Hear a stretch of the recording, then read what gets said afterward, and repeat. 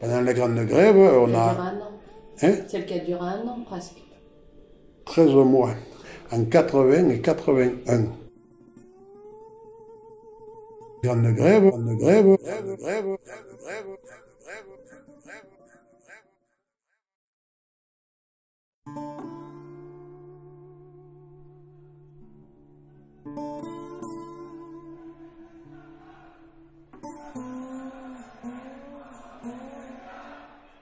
Je m'appelle Alain Tassera. Je suis né aux Salles du Gardon, canton de la Grand-Combe. J'ai été mineur de fond pendant 27 ans. Moi, j'étais syndicaliste et en plus, au fond de la mine, j'étais délégué mineur. Le délégué mineur est un homme qui est élu par les travailleurs. Il est représentant du personnel. Il est aussi là pour l'hygiène et la sécurité dans les mines. Et il ne dépend plus de Charbonnage de France. Quand il y a des gros problèmes, Charbonnage ne pouvait pas faire pression sur les délégués mineurs.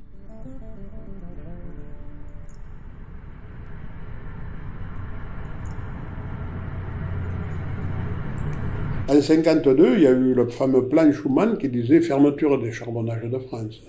Oui, il n'y a plus de charbon, c'est que des cailloux, ça ne sert à rien. En plus, socialement, l'État bouffe de l'argent. On allait avoir de l'énergie pas chère dans les pays qu'on exploitait, dans les colonies, etc., etc.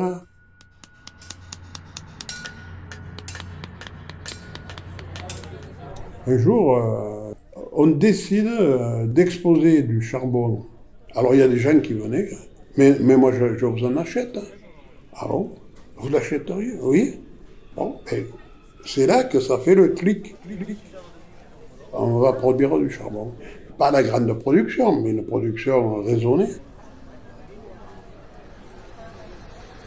On avait un camion que la CGT a mis à notre disposition, une équipe qui allait livrer à droite et à gauche. Les gens étaient contents, payaient le charbon un peu moins, très moins cher. Et en même temps, c'était pour montrer que le charbon c'était pas des cailloux. Donc on a mené cette bataille comme ça, là. Chaque jour, il y avait quelque chose de nouveau.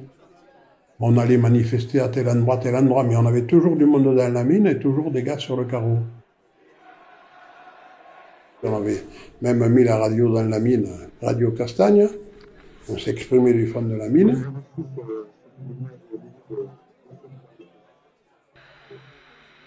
On était surveillés en permanence. Hein. Il y avait les renseignements généraux en bas, là, à la route nationale, en bas, en permanence.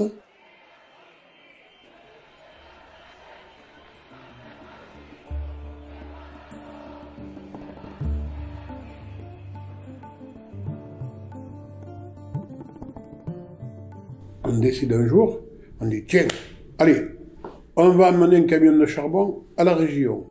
On dit voilà, on va l'escorter. Et on prend un car. Alors un car, il y a 55 places, 55 mineurs dedans. Et allez, on part.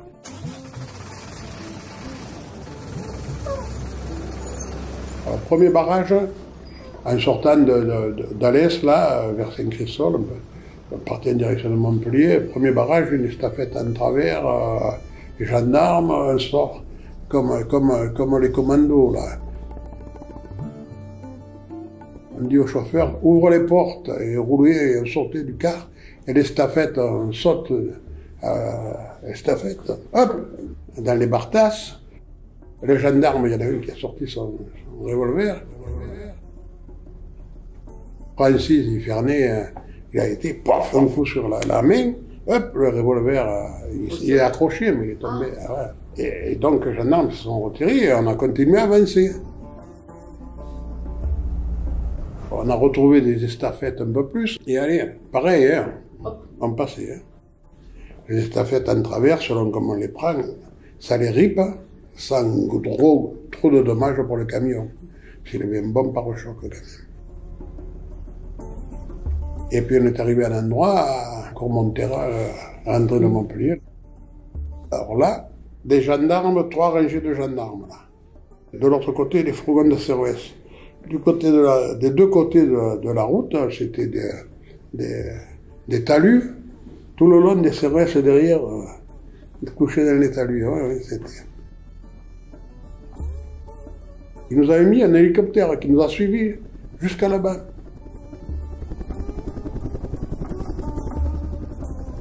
Alors on descend, on s'avance, et on commence à dire « Où il est le chef, là ?» Parce que les gendarmes, ils étaient alignés, là, pour ranger. « Où il est le chef ?» Ça bougeait pas, hein. « Où il est le chef? On veut passer. » Qu'est-ce que c'est, ça? Vous mettez des gens armés, là, pour nous empêcher de passer? Attention, hein. Nous, on va venir avec les fusils, hein. Et puis, nous, on tombera, mais il y a des têtes qui vont tomber, hein, parce qu'on n'est pas plus fous que vous, hein. C'était vraiment tendu. Le chef, l'autre, il était derrière, là-bas, il entendait, mais il ne bougeait pas. D'un coup, les mineurs, on était devant, d'un coup, il y a un gendarme du 3e rang qui sort, qui traverse ses collègues, il lève son képi, il va en direction de 2 mineurs, et les embrasse. Alors, tonton. Il a embrassé ses 2 oncles, et puis il a regagné sa place. Là, le chef est sorti. Bonne négociation, le chef il va à la voiture appelée, bon, préfet, pour toute l'armada, quoi. Le maire de ce village, il descend en courant, son écharpe à la main, je me rappelle. Il dit, bon, commandant, moi, je veux qu'il passe. Ça a commencé un peu à coincer. L'autre, il va faire son rapport, vous savez, comme c'est long, c'est pas... À bout d'un moment, il nous dit, bon, vous pouvez passer avec le car, mais le camion ne passe pas. Après la décision, on a dit, bon, on va passer avec le car. Mais on a dit, attention, le camion, on le met sur la place du village, là-haut. On ne veut pas qu'il soit abîmé, rien du tout. On veut 4 gendarmes à chaque angle qui montent la garde toute la journée, tant qu'on n'est pas revenu. Les gendarmes se sont reliés pour monter la garde autour du camion toute la journée, tant qu'on était à Montpellier. Montpellier, on est ici, bon, on n'est pas arrivé à faire ce qu'on voulait, mais après, le préfet de région, il nous dit, mais le charbon, vous le ramenez à son propriétaire. Ah bon? Le propriétaire, ben, c'est nous. Ah non, non, le propriétaire, c'est pas vous. Le propriétaire, c'est la direction. Ah oui, d'accord. On récupère notre camion, on remonte, et en remontant, on dit voilà, le camion de charbon, on va aller le vider au château du directeur. On est rentré dans le château, là, on a ouvert le portail, il y avait un tennis. Allez, on vide le camion dans le tennis. Voilà.